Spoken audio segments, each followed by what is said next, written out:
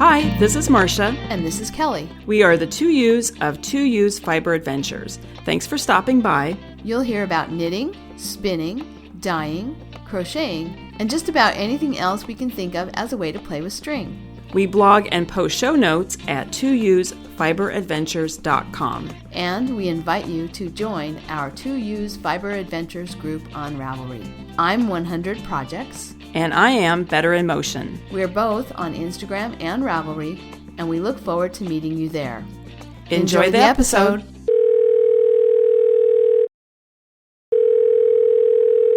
Good morning, Kelly. Good morning, Marsha. Well, I have to tell you, I woke up this morning to rain. And it's 50, okay, it's like 55 degrees, and I'm very cold. I was thinking of you.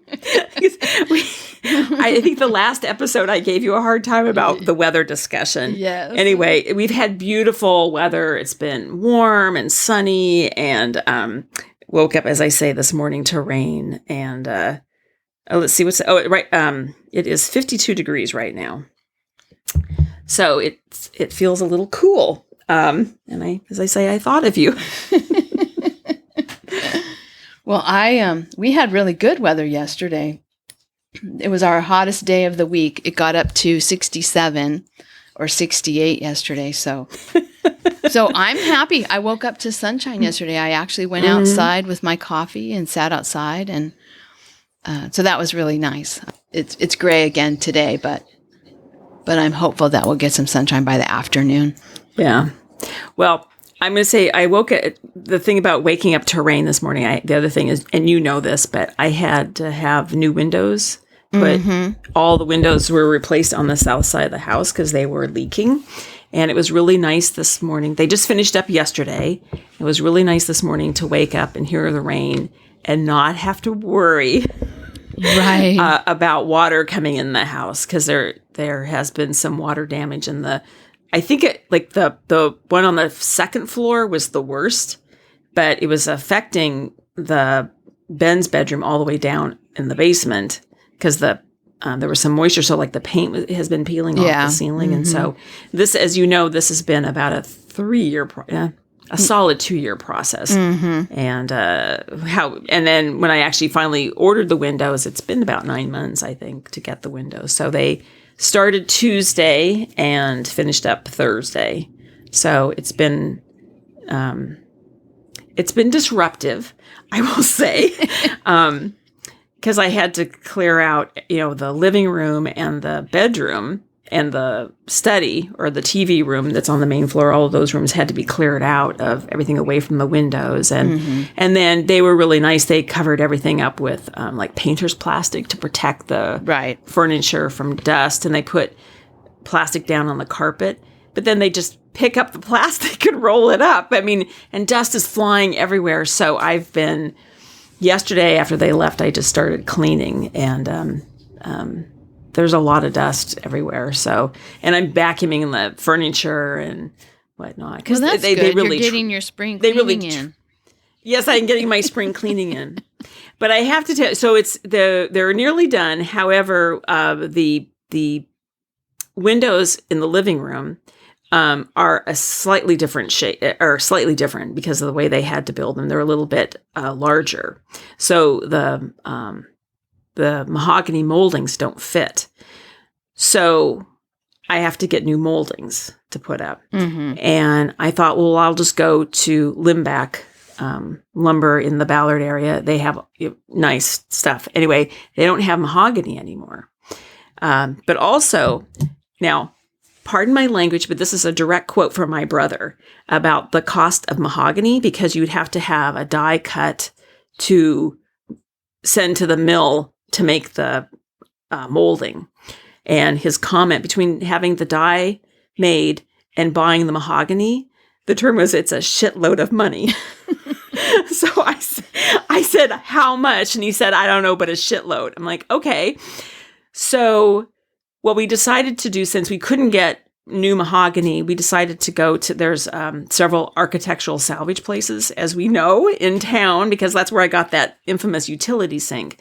So yesterday we went to 3. Nothing at the first 2, but at Ballard Reuse, we found mahogany molding. And it matches. Oh, nice. So I went to pay for it, and she said, that'll be $585. And I said, oh, $585. And she goes, no, $5.85. But I had been set up for something being astronomically expensive. And so I just, when she said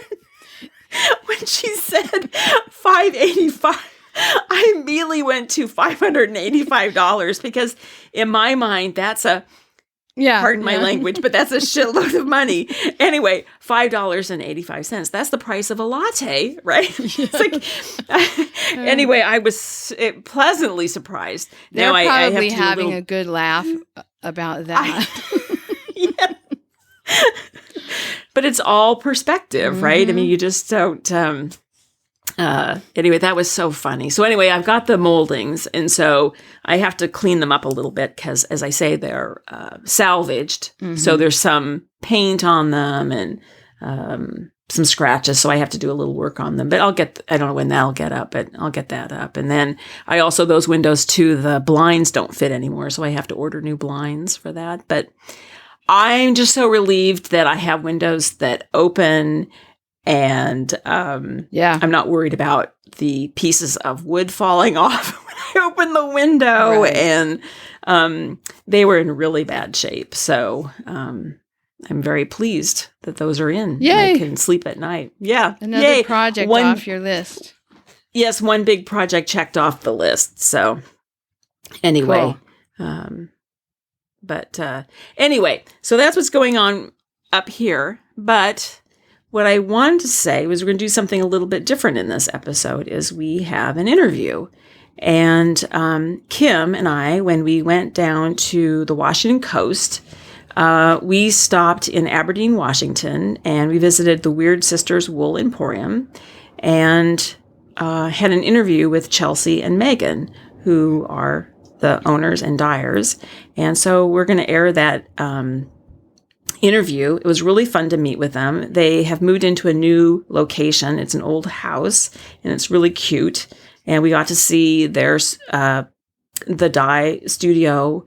And anyway, they have generously offered our listeners a 13% discount. And we love the 13% because they are the Weird Sisters and they like to do things a little weird. So it's a weird number, 13. So if you go to their website and the promo code is 2U's and Weird Sisters. And we'll put that in the show notes, but it's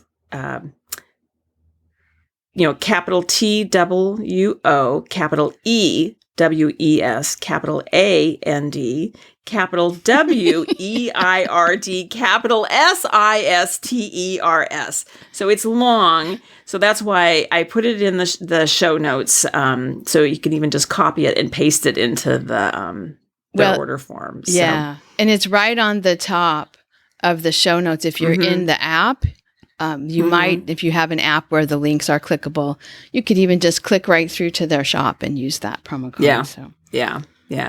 Anyway, the discount is from when this episode airs and through July 31st. Perfect. So we'll talk about it and we'll continue to talk about it in our other episodes, but we just want to mention that it's a 13% discount. So with that, here's the interview. All right. So we're here. I'm here with my friend Kim. Hello. And we're here at Weird Sisters Wool Emporium with Chelsea and Megan. Hello. So I love your shop. We first learned about you down at the beach when you had your yarn at our favorite yarn store that's now closed, and bought yarn from Little Fish Stitches, which was mine. Yours. Megan. Yeah. So anyway, I love your yarn, and we met again at Stitches back in March. So I just wanted to ask a little bit more about your company, like how you started. I know you had your own and you've merged, so just like to hear about it. I mean, Megan really kind of I got the ball rolling. Yeah, she kind of drugged me in, kicking and screaming. Not so much. No. I was working up at Black Sheep, which is a fantastic yarn shop up in Olympia, when I met Megan, and she had her yarn up there as a consignment. Still, I mean, we still do actually. Mm-hmm. But I had, kind of dove in head first. When I first started working there, I could only crochet. And within a few months, I was knitting, weaving, spinning, all of that. Mm-hmm. But the one thing I hadn't done was dyeing. And we started having I started dyeing yarn and then brought it up to Black Sheep, which is, where we met. Mm-hmm. And we had decided to get together with another friend of ours and have a knit night once a week. And, we would just talk about things and ideas would start coming. And we were at Worldwide Knit and Public Day in Allen. Yep. Okay. At their big event that they do out there at a park in Allen. And that's where the merge was decided on, basically. Yeah. Yeah. I had started dyeing maybe like 7 or 8 months before this. And I'd been doing other stuff in my Etsy store. I had a bunch of pins and stickers that were all knitting related, that sort of stuff. But I was slowly getting into dyeing more and more. And then we went to this event and we just suddenly, we should open a yarn shop together. Mm-hmm. I think that'd be a great plan, It took another, 2 years? Well, let's see. I mean, we merged shortly after that, but actually opening the physical location after merging, I think it was about 2 years. Yeah, I think it was close to 2 years. Yeah. Yeah, because we opened our physical location on September 13th. Yes. 2021. So when I first visited your shop in the office building, mm-hmm. that was your first sort of brick and mortar store, right? Yeah. Okay. Yeah. And you've since moved, and we've just had a tour of the whole facility, the dye studio, and it's fantastic. So now you're in an old house. Yeah, we have the space is so much, it's so much improved from the last space, and we keep saying we're spoiled for space. Yeah. And you're really visible now too, which is good. Yeah. Our first space, people had a difficult time finding us. Mm-hmm. And with that and some other issues, we decided that a move was necessary. Yeah. Well, and this fell into our lap. We had decided to look for spaces, and the owner here is very involved in the community. She's actually on the city council, mm-hmm. And her wife is a knitter. Yeah, mm-hmm. And she had heard that we were looking for a space, and she's like, "I want you in my space," mm-hmm. And she just finished refurbing this whole place, and done a beautiful job with it. And she walked in and sits down and goes, "I have a proposition for you." And we're like, nice. Okay. What?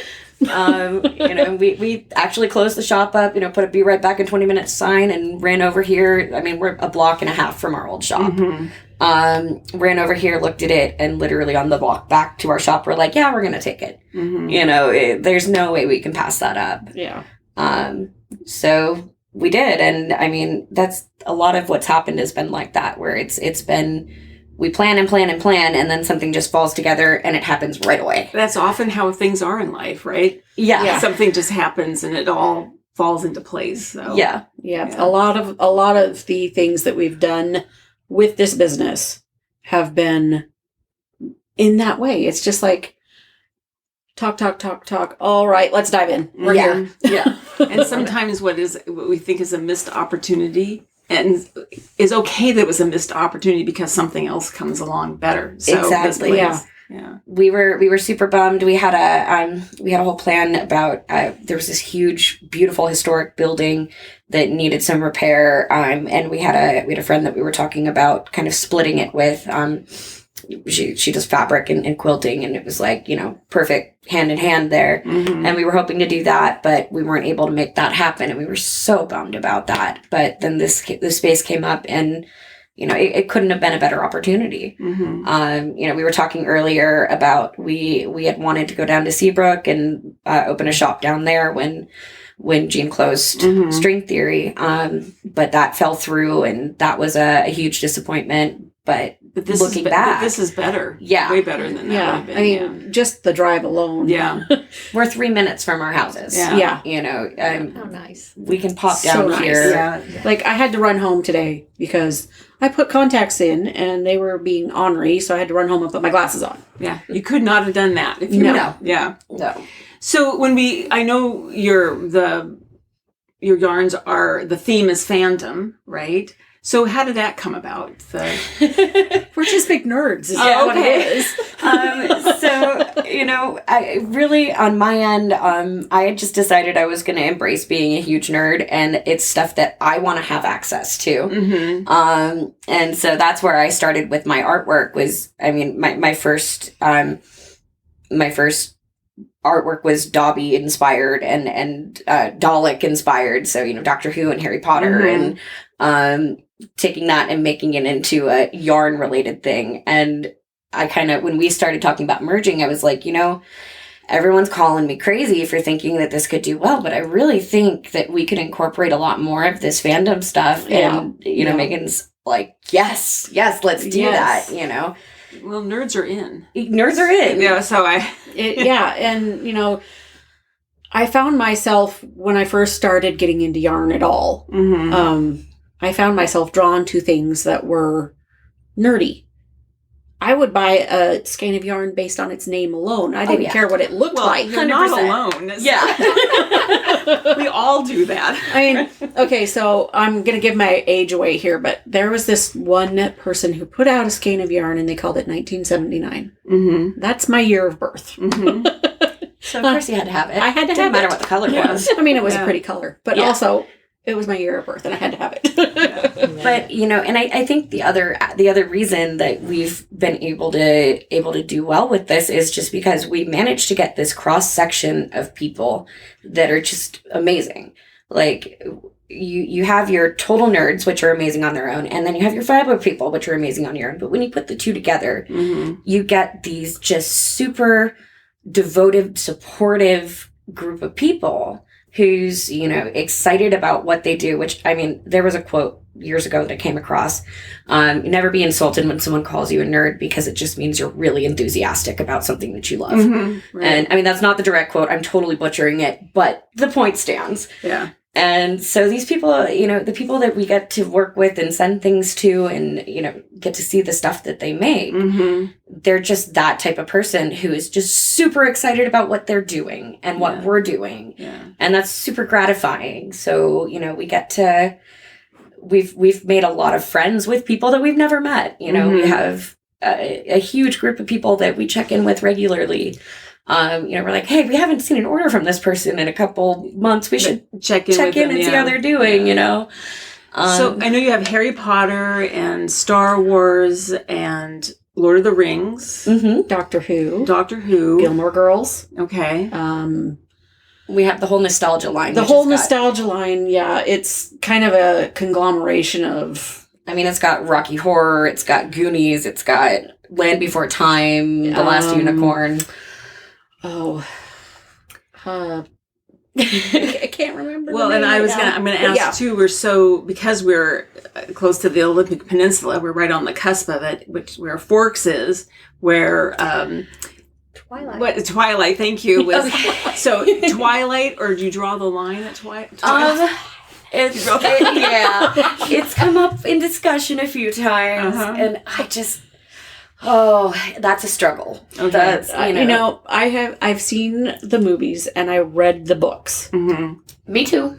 But it was a one-time thing and I have no desire to go back. Yeah, and we take our color inspiration often is very literal. Like we have a big TV in our little sitting room back here, and the reason is we call it research. We will sit here and watch. We were planning for our Halloween. So this year, instead of a holiday advent, we're doing a Halloween advent calendar. And so we're working on that right now and getting inspiration for colorways. And we're literally watching movies and like finding scenes or images that we want to take inspiration from. We will pause and take a photo. And then color swatch from the photo. Well, the books and the movies that you and TV shows that you are using for inspiration are very detailed, or there's a lot of depth to what they're doing. Not to denigrate, because I read the Twilight series too, but there's not as much nuance. I don't know. World building and world building. Yeah. That's a better way of saying it. Yeah. Most of the stuff that we do has a lot of lore behind it, or, a lot of world building, as you said, and it makes it very easy for us to go and find something that's going to inspire us, even if we're talking literature. I mean, we have a bunch of Edgar Allan Poe colorways, which there's not, images for those, but the imagery in his poetry, the word imagery. We're able to take from that. And we have on Haunted Palace, or no, Haunted... why do I always mix it up? I don't know. But Haunted Palace, Haunted Castle, I haven't read the poem in a little bit, but it's drawn from how he describes the way that it looks. He talks about mist and green grass and ruby in the windows. So that's all pulled into it. So if we can't pull the imagery, or it's not something we're excited about, it makes it really hard to create something that's worthwhile. And that's, we absolutely refuse to put something out that we're not happy with. Right. Yeah. That's why we have a ton of Bob Rosses, which are happy little accidents, things that we've tested and tried and just didn't feel were quite up to snuff. And, they're pretty and they're good and they're great to work with, but we wouldn't want to do them all the time. Yeah. Well, then I was also going to ask about the bases too, because you're doing a colorway, but you're doing it on multiple bases, from fingering weight to lace weight to bulky, or worse, just to bulky. Okay. Yep. We have had to try a lot of different bases and determine which ones are not going to take the dye the same. There is some discrepancy. Something with a high silk content is not going to be as saturated, which we do have a couple bases that have a high silk content. Particular base I'm wearing is our Poe base, which is the 30% silk. Yeah. And if you don't soak the yarn long enough before you put the dye on, you're going to have issues. Yeah. And even when you do soak it properly, it tends to be, a lot of people call it silvery. Because it has this sheen to it, and it tends to be a little less saturated than a full wool base. Yeah. And then there's the Dickens base, which is our and Suki, which are our two bases that have cashmere in them. Something about the cashmere just eats dye. It's just like a vacuum for the dye. So you have to be very careful when you're dyeing that with other bases. So that when you, if I have a dye bath prepared and I'm going to have some Dickens or Suki in it, then I put whatever other bases in first, and that goes in last. It will eat more than its share if you don't. Yeah. So there's definitely, there's logistical considerations with the different bases, but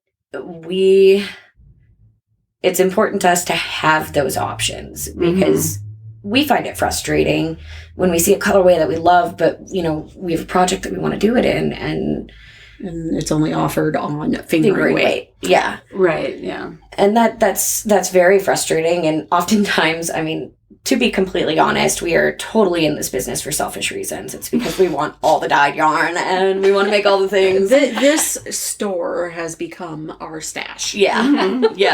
And the worst part is, generally speaking, we'll be like, oh, I'm going to start a new project. And then it turns into, I'm going to develop a new colorway for said project. Yeah. Despite having over 300 colorways, we still need to develop a new one. So you have 300 colorways. Yes. Approximately. We don't have an exact count, but really, if you count all the colors we developed for calendars, we're well over that. Probably 500, honestly. Yeah, we have around 300 active colorways. Wow. So we're a little prolific about that. That's a lot, yeah. And part of it is every month we develop between 2 and 5 new ones, because we do a subscription box, and it's a different theme every month. And of course, we can't do anything the easy way. So instead of just, picking a colorway and that's what you get, we send out an email where you can select from between 2 and 5 colorways which one you want in that theme. And you can also choose to get extras Yeah. or, That's a lot to keep track of. Yeah, It is. We have a spreadsheet for that. Yeah, okay. It's not just in your head. No, No. it would all be gone. Yeah, people would be very angry with us if we did not have that spreadsheet. Yeah, but it results in a lot of new colorways and delving into new areas too. I mean, we just did our Pride Comes Early box, and that resulted in not 2 or 3 new colorways. That ended up being, we did a collection of 5 Pride flags, as well as all of these other colorways that we did for that box, and so that has been a whole new collection that's coming that we're getting a new label for. Oftentimes it's an excuse to introduce a new group of colorways.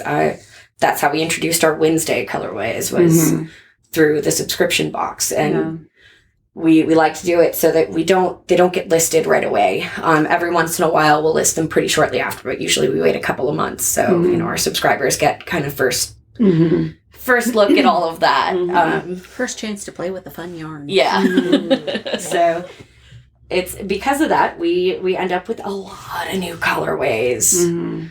And so with so many colorways, do you find that there's, with your customers, are certain colors that they are gravitating towards, that they want repeatedly, or do colors change, their wants or their interests change yearly? I mean, there are some that are perennial favorites. Like we know that there are a few that at this time of year, we're going to start getting a ton of orders for this one.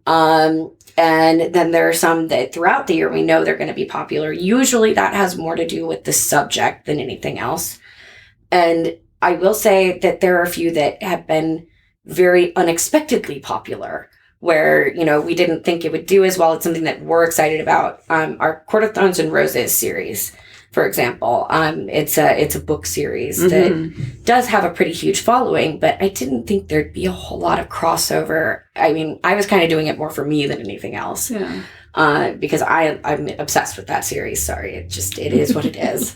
I enjoyed it, but she just... Yeah. Well, yeah. I say I don't know of another shop or dyers that are doing the fandom. Maybe there are, but there are a few of us out there. Yeah, there's some out there. Okay, so it seems like, if you are really interested in a series, if you can find somebody that is doing what you want, you're going to buy it, right? Yeah. And I mean, that's what it comes down to. And I really didn't expect that one to do well, but it has been one of our consistent, most popular. Yeah, it almost every week, because she does most of the colorways for that series.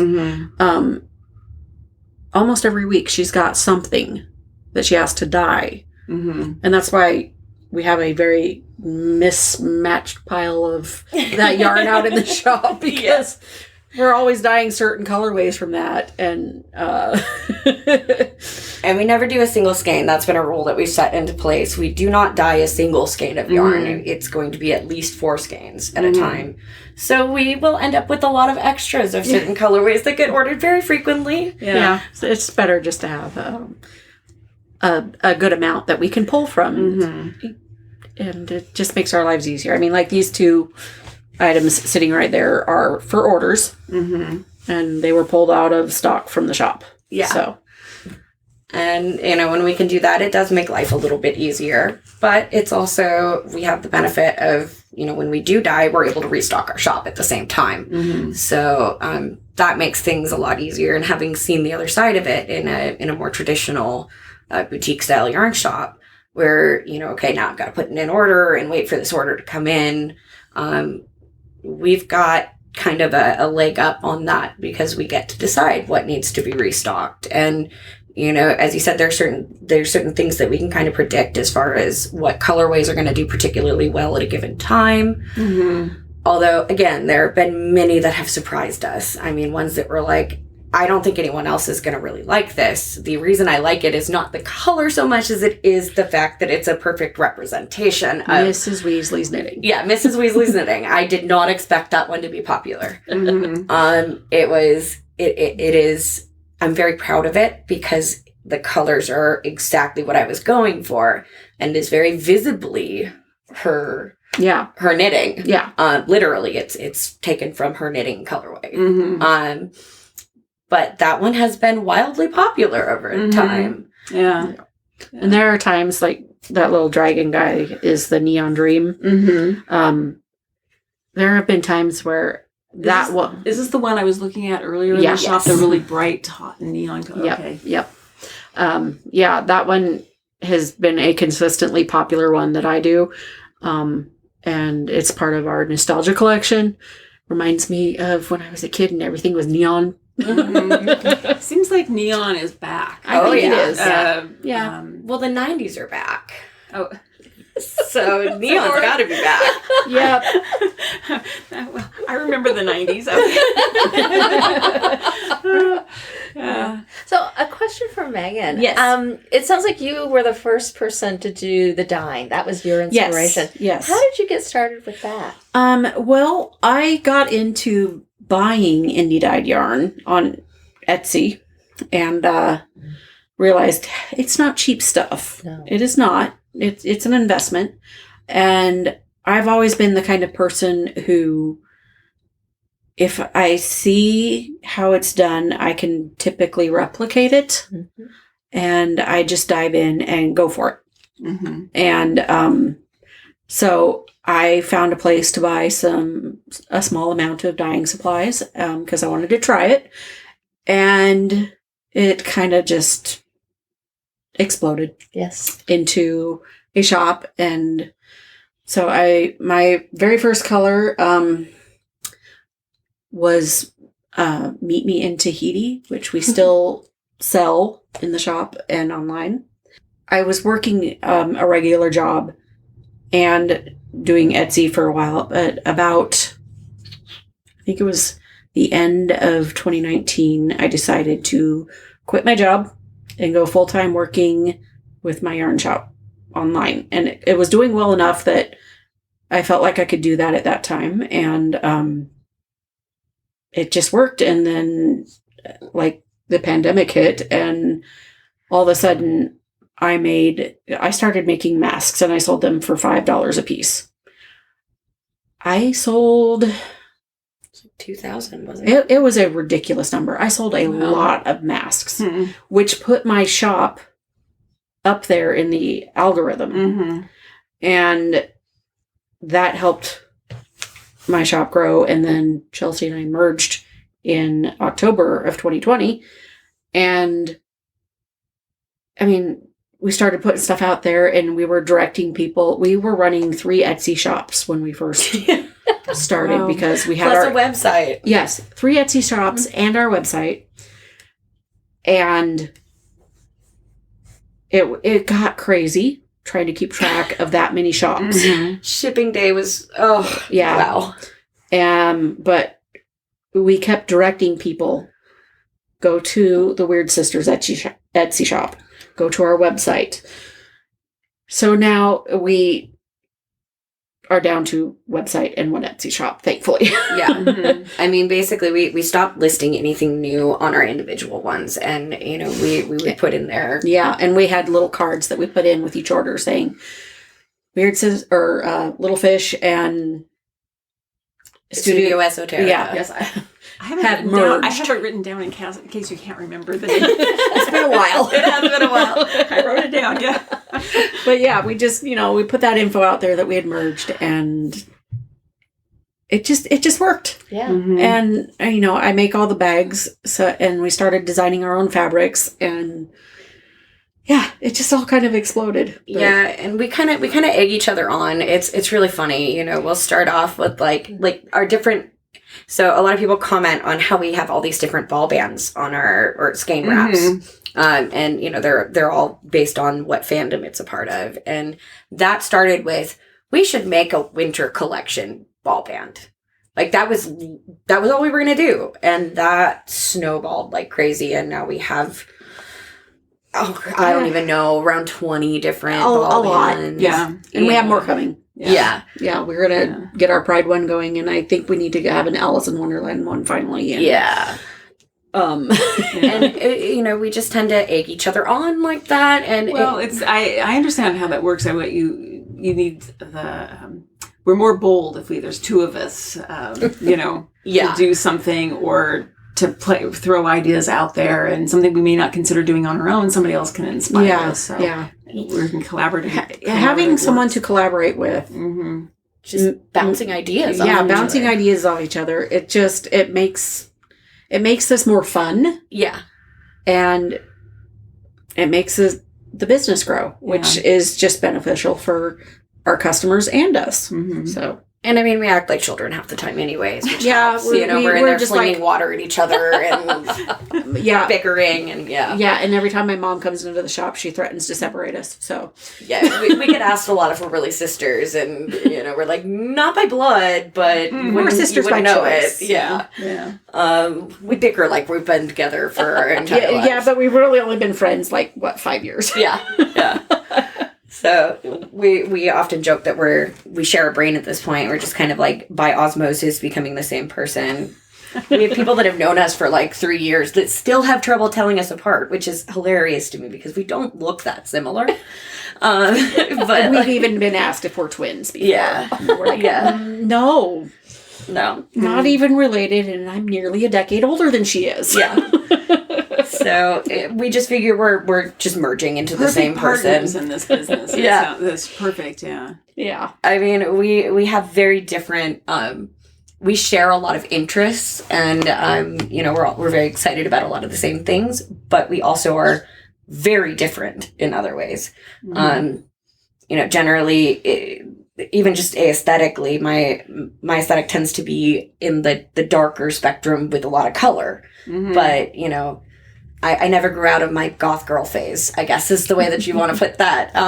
Whereas Megan tends to be very bright and bubbly, but yet we own a lot of the same clothes. Like we'll show up in the same shirt without... That shirt. Yeah. Oh, yeah. I bought that shirt for her because I knew she would love it, but I also have what is on your shirt? Oh, it's Wednesday's dance. Oh, right. Oh, yes. That's a great dance. It was a great dance. We're obsessed with Wednesday, which is why we have a huge collection of Wednesday. But it's bad. I mean, I think I've watched the show a good 5 times at this point. It's kind of one of those comfort things for me. Yeah. Well, and so what's fun is that Meg is in a bright pink sweater, bright colors, and then you're in your black T-shirt. So it's with pops of color. Yeah. Yes. Yeah. We're very much what we are. I mean, what you see here is I'm the bright, colorful one, and she's usually the goth-leaning one. There are occasionally swaps in that, but Yeah. So we're very different in a lot of ways, but it's generally in complementary ways, and every once in a while we'll do these dueling colorways where it'll be each of our interpretations of something. Like we both have a Cheshire Grin colorway that we individually developed before we merged. Yeah. Yeah. So when we saw the dye studio, you were showing us the book with all of the so-called recipes. So you don't necessarily have to dye your colorways, or you could fill in, right? Yeah, we're comfortable enough with each other's techniques now that we can. Yeah. Yeah. It took a bit for us to acclimate to each other's style of dyeing. And there are still we do things very differently in some ways, but in others we're very much the same. And it's a good balance. Yeah. And if one of us needs to take off for a little bit and go somewhere, like I was on vacation in February, and she had hers was a lot more fun. My go away was a lot more fun than hers. She went to Florida and did all the theme park stuff. I was stuck in a hospital. Yeah. Sorry. Let's compare these, huh? Yeah. Well, anyway, I say your shop is in Aberdeen, Washington. We didn't say that at the beginning. So you're in Aberdeen, Washington, which is, we come through here all the time as we head down to the coast. Yep. And I'll just say, but your website is WeirdSistersWool.com, correct? Yep. So people can reach you through the website. Yep. And I'll put all this on the show notes, a link to the website and all your contact information. Yeah. So your shop is fantastic. It's really fun, and I love the new location. It's great. Thank you. Yes.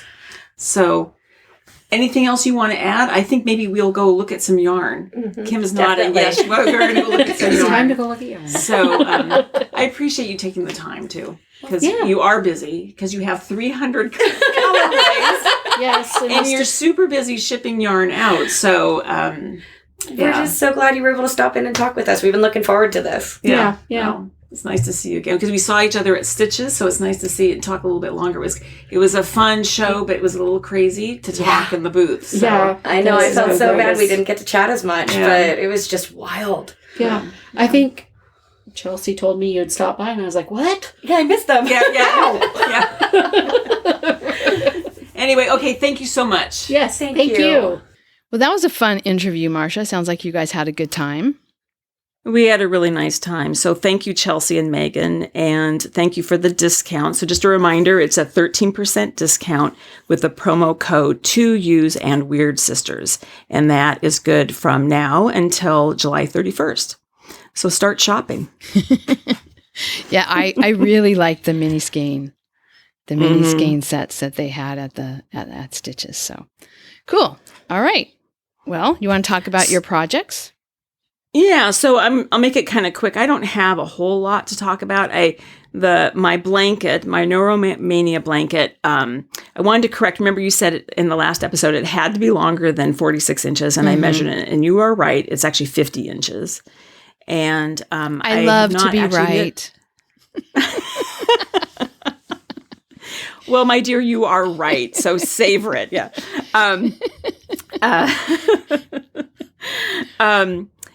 Anyway, I have not actually picked it up at all since we last recorded, but I wanted to mention something. The last episode, Stella, our friend, she made a comment in the forum that because the blanket is getting so long and so heavy, she suggested putting it on waste yarn, casting on again, and knitting, and then taking those two halves and Kitchenering them together. Interesting idea. Yeah. I don't know how to do Kitchener in garter stitch, but I think it's a really interesting idea because it doesn't matter which way it goes, right? It's not there's no pattern that I have to keep track of necessarily. So I think that's a really interesting idea. That is. I'm still just working on my Anzula socks. Not much to report there. Spinning. I know the summer spin-in has started, but I have not done any spinning either.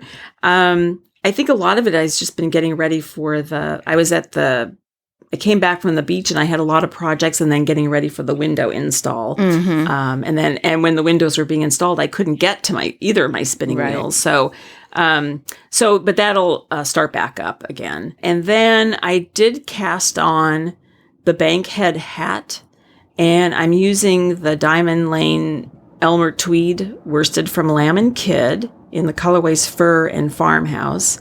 And we talked about this in the last episode. I don't think I had cast on yet, but I did the tubular cast on that is from either Brooklyn Tweed or Pearl Soho.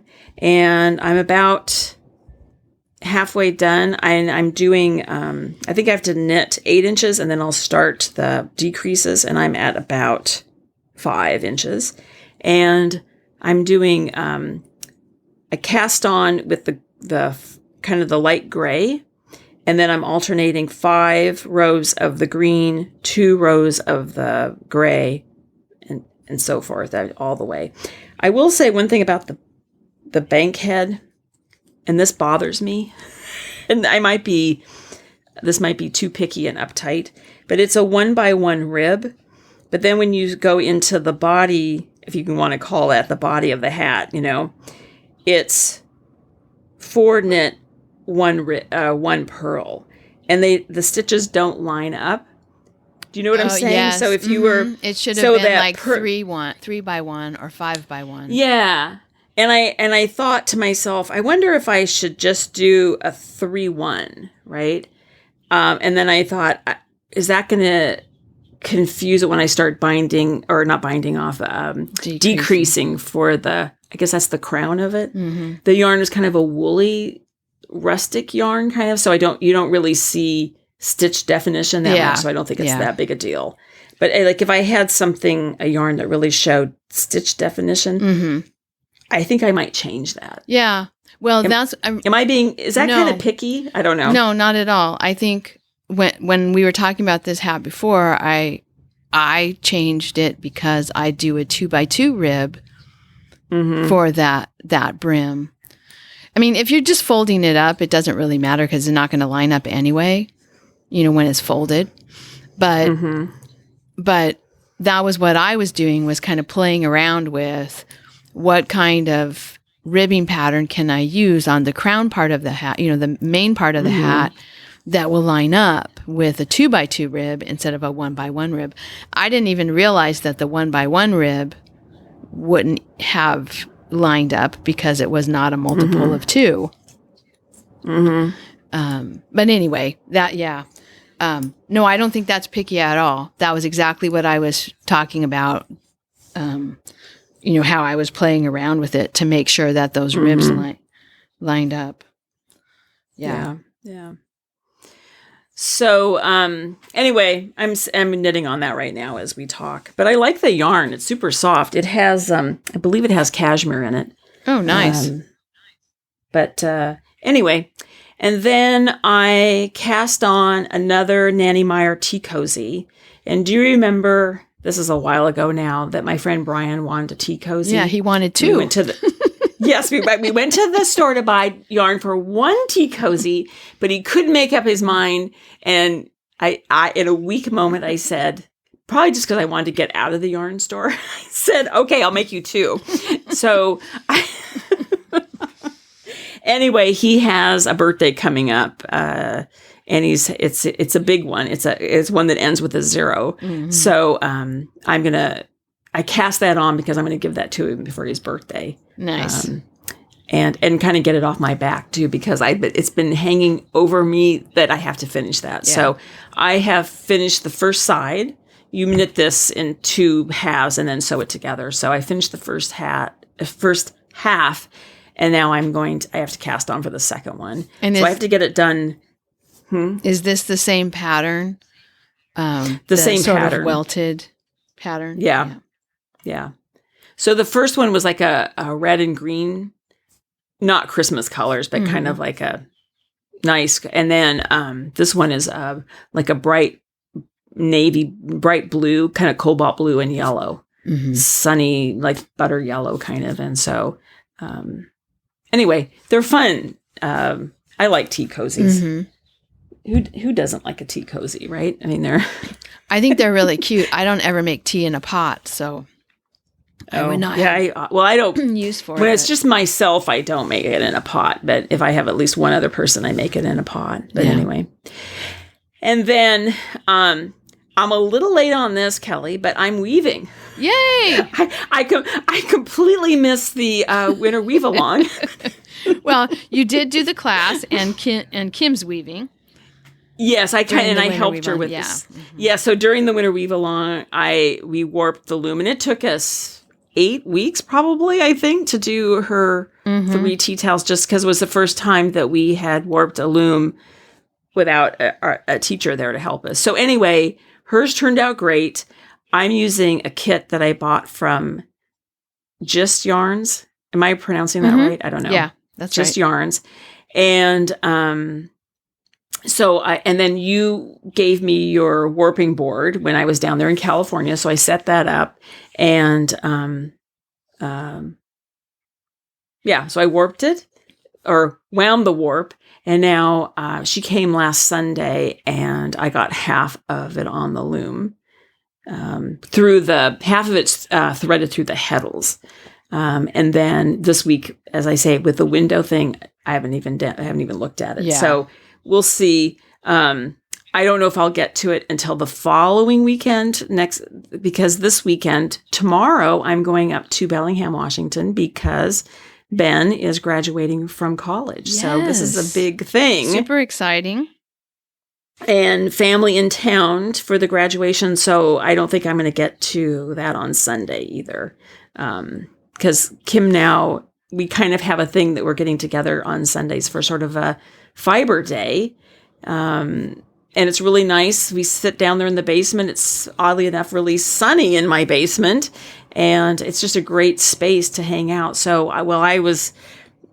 we just changed roles, so when she was warping the loom and weaving, I was just helping and talking and making dinner and sitting on the sofa knitting or spinning. And now we've changed roles, and she's sitting on the sofa and knitting and spinning, and I'm working on the loom. Cool. So it's kind of fun. Yeah. So that's it for me for projects. All right. Well, how about you? Well, I started a new project. I finished Robert's socks last week, and so I started another pair of socks, this time for myself. And it's also with the Purl 2 Walla Walla yarn. It's actually, when I came home from Stitches, I said he could pick 2 of all of the different sock yarns that I bought. And he actually picked the one I used, I told him he had to have the glamping one because I bought that for him, and he could pick another one. And he actually picked this one, but I know he won't remember or know which one he picked because they're similar in color. I have others that are similar to this color. So I'm making them for myself, but it's their same Purl 2 Walla Walla Robusta, pearls before wine, Robusta. And it's the colorway is really interesting.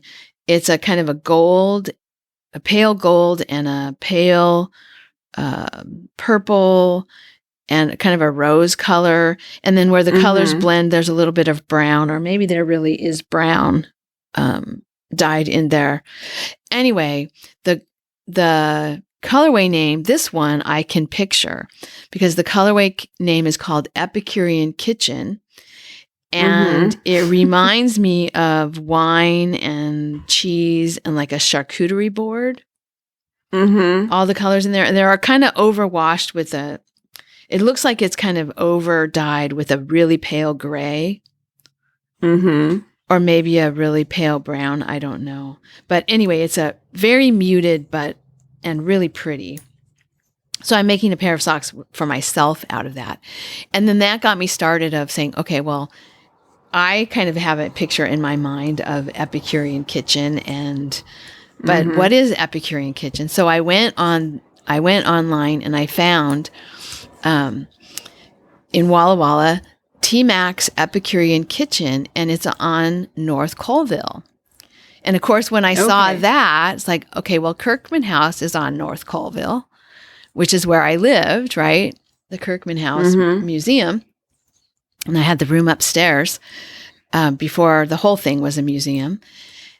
So I had to look to see. So I went on Google, and I think I'm going to link this to you, Marsha.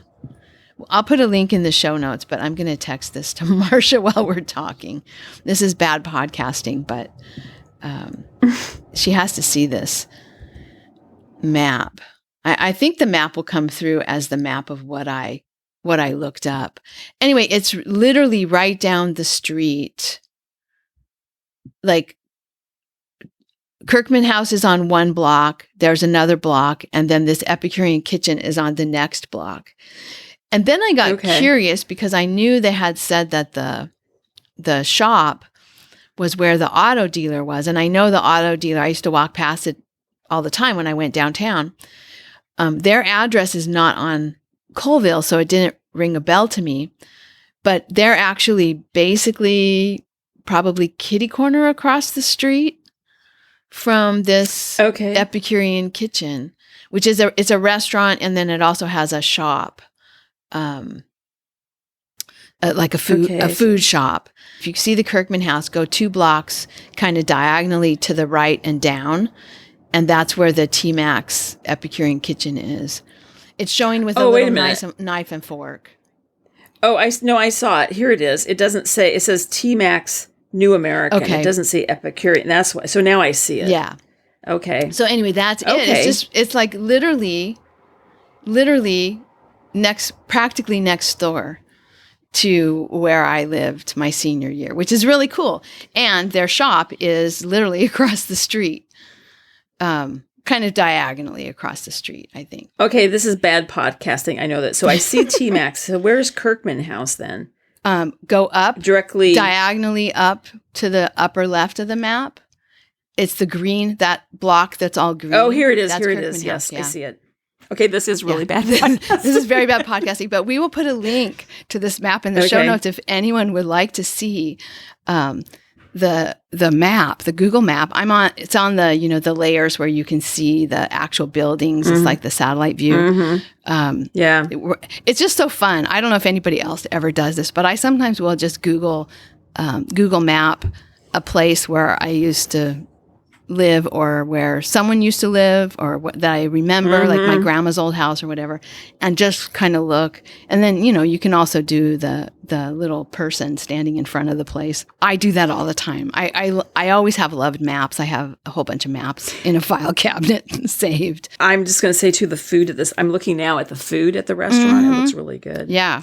So, Kelly, this is what you need to do.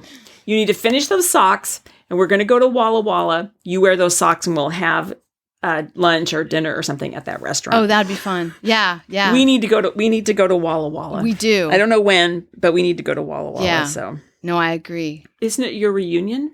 Oh, I don't know. 84, 'cause 2004. Yeah, it probably is. Because mine is this year. Okay. Because I'm a year behind. And I'm sorry. Not behind you. I'm a year ahead of you. Oh, so my I graduated God. in 83. So I graduated from college 40 years ago. oh my God. Okay, let's not talk about that. Let's move on.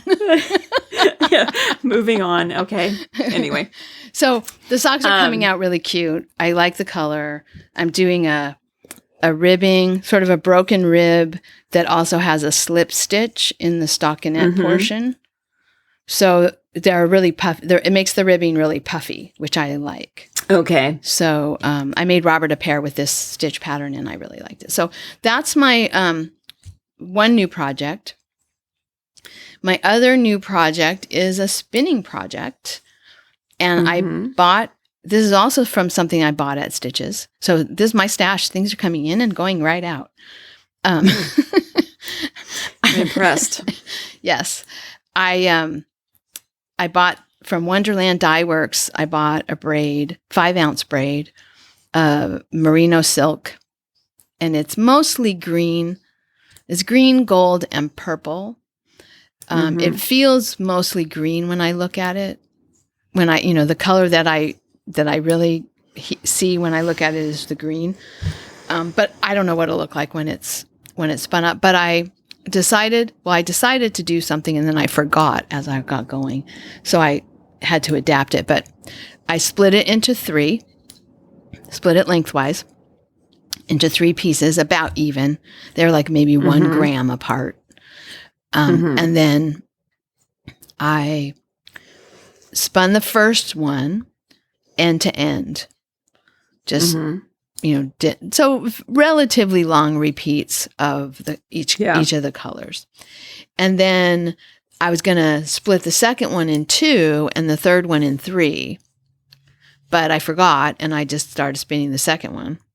So I've got the first 2 plies are just, it's stripped end to end, right? Just end to end, a third of it. And then in the third ply, I thought, okay, what am I going to do? And so I ended up splitting it into 4.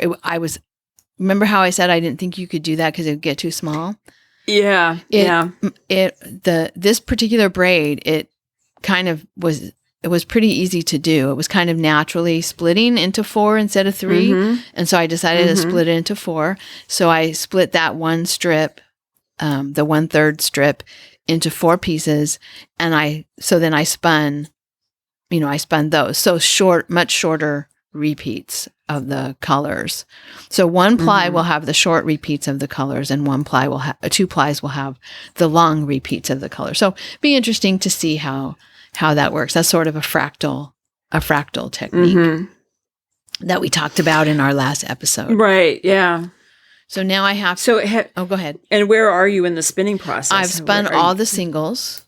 I just now have to ply. And I don't have another, my Wyatt wheel only has 3 bobbins. So I need to ply onto the little Herbie. So I'm going to have to, I mean, it's usable. I do need to get it repaired, but I'm going to go ahead and ply onto the little Herbie, because I only have those 3 bobbins. So yeah, because if you're doing a 3-ply, you need 4 bobbins, right. So, and I knew when I decided to do a 3-ply that I was going to need to do that. So, but yeah, it was fun. It was a fun spinning project, spinning with color. And then the next part of my summer spin in is going to be to get out the fleece from the garage. And I think the one I'm going to card and spin is Jazzman. That's the one that Judith McKenzie really liked, but didn't place it because it was in the wrong. It was a very fine fleece in a medium fleece class. And so she didn't place it, but she really liked it. And I ended up getting it. And it's like, it's like 10 pounds or something. It's enormous. It is an enormous fleece. And it's all multicolor. So I washed it and split it up last summer, kind of split it by colors. And so I'm going to dig that out from the garage and, get back to where I left off last summer. So I'll take pictures and I think I'm going to try to put my spinning projects in Ravelry this summer. I'll try to do a better job than I normally do. I have trouble getting my spinning projects into Ravelry because when you're spinning a fleece, when do you call it complete? Yes. Well, yes, because yes. That was my problem. And then I finally decided, you know what? Whatever I'm spinning, whatever amount I'm planning to spin, when I'm done with that, it's complete. It doesn't have to be the whole fleece is spun for the project to be complete. So this actually raises a question because I know there's a category for hand spun, but is there a category for weaving? There is not a category for weaving on no Ravelry. No, right? I put my weaving in the. You can select your project as being weaving, crochet, or knitting. Oh, okay. Or I think loom or machine knitting when you make a project in the regular project pages. Oh, let me look here. Oh, yeah, weaving. And when you make, the nice thing about making a project in the spinning pages is that when you do click finished, it's in your stash. It shows up then when you look at your stash in Ravelry. Okay. Those are my new projects. My Summer Fjord is a little bit stalled while I decide what to do about the color work. I got to the color and I'm second guessing myself. So I'm not sure. I've been looking in my stash for other colors of linen. And do you think so? We had a conversation about this because the main color is kind of ice blue, so it's kind of like a pale grayish blue. It's real light. And then you're putting in kind of a bright navy or a navy, and then kind of a orange terracotta, and you're not sure about that orange. We talked about you trying like some of your natural colored linens that you have for weaving. Did you have a chance to try that? The one that I found is I think it's a linen bamboo, and it's kind of a purple, a pale purple. And I thought, maybe the contrast color needs to be the navy. Maybe my problem is I'm thinking of orange as the contrast color. But really, the navy is already a very sharp contrast to the icy blue. And so maybe what I need is something that's not so much of a contrast. The khaki colors don't look right. And that's the one that I was looking at as kind of a khaki color. It looks real pretty with the navy, but I don't really like it with the icy blue color. So is it too similar, or does it make it look... Because your icy blue is kind of a cool color, right? It just kind of looks dingy. It just kind of looks dingy. So I think I'm going to save that because I have a lot of the navy. I can make a whole other sweater with the navy and use the khaki as a contrast in that. Yeah. You might have to buy some. You might have to buy some linen, Kelly. Well, I'm going to try this. I'm going to try this purple. And then I also have some coned, I think it's silk. I'm thinking I just want 2 colors. Part of me is thinking what I am not liking is the interplay of the 3 colors. I am not positive.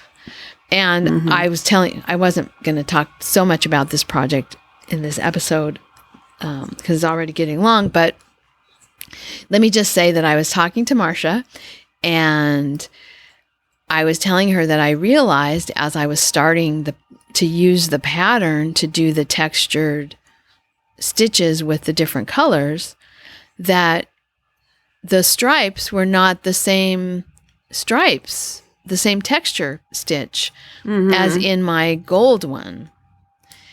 And I realized that I must have, back when I was doing that one, that was all a single color, I must have decided that I didn't like the texture stitch and changed it. So, because I do, because that's what I do, I changed it up. And so as I was following the pattern, I was thinking, this isn't right. This isn't what I did before. This isn't the way my other one looks. The texture part of it, not the color. This isn't the way the other one looks. It has like slip with yarn in front, and this is slipped with yarn in back. And I'm not liking this that much. So I think I need to rethink a few things about what I'm going to do. So it's a 3-stripe repeat, and one of the stripes I like. The other 2 stripes in the 3-stripe repeat I don't like. And even the one I like, I think I could like it better if it was slightly different. So we'll see. Yes, well, because I made this. I made 2. I made one that was solid because I really liked your solid one, that kind of gold one. And then I made it in the same yarn. What is this yarn we're talking about? It's Sparrow, Quince and Company Sparrow. I made it sort of the colorway that the pattern shows. Could you just put in the one that you like? Just do that. Yeah, I think that's what I did with the. I think that's what I did with the first Summer Fjord. Is I just put in the stripe that I liked and I made it wider, and then I also included some slip with yarn in fronts, because I thought that made it more interesting. Yes, and I'm looking at your Ravelry page, and you have notes, but they're nothing about the striping. Right. Not one word about the stripes, so. Oh my gosh. I probably, if I still have the paper pattern, maybe I wrote it on the paper pattern, but I'm not going to go look for it. I'll just play around until I find something I like. Yeah, yeah. And I really do that's think kind of the fun of it too, right? I agree. That is the fun of it for me. And I think the problem is I need 1 contrast color, not 2. And that either means I just do it as a 2-color sweater, which I actually think that was what my original plan was, is just make it a 2-color sweater. And then you said something about the terracotta. And then that got me thinking about the orange, but the orange is too much. To follow the pattern, it's too much orange. And I don't want that much orange. So it's too strong a color with the light blue. Yeah, I would agree. Yeah. Unless I could just do like tiny little pixels.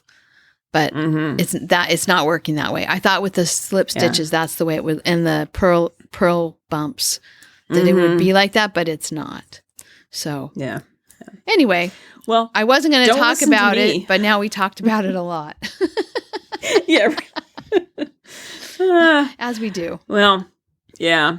Well, anything else about projects? Any other projects? No, that's it. Those are the 3. Okay. Those are the 3 that I have going at the moment. Okay. All right. Well, since we've been talking about spinning, we just have to remind people that the summer spin-in is going on, and that will end September 4th, Labor Day. And I was looking on our forum, and we already have finished projects, 2 finished projects in the finished objects thread and lots of dialogue. So, and this is just a few days into the summer spin-in. So, Yeah. Michelle, she already has 2 projects in there, a spinning project and a knitting project. And Data Knitter Pat, she's got a spinning project in there. So, once you get something finished, I usually forget to put the finished object thread up until it's been going a while. And this time I put it up right away so people can start putting things in, and we can drool over other people's projects and get inspired. Yeah.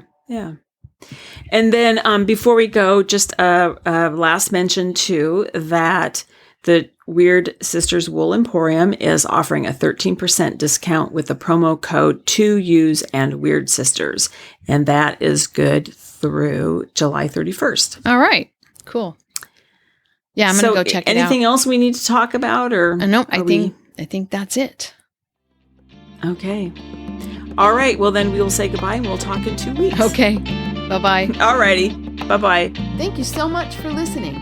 To subscribe to the podcast, visit 2usefiberadventures.com. Join us on our adventures on Ravelry and Instagram. I am Better in Motion, and Kelly is 100 Projects. Until next time, we're the 2Us doing our part for World Fleece.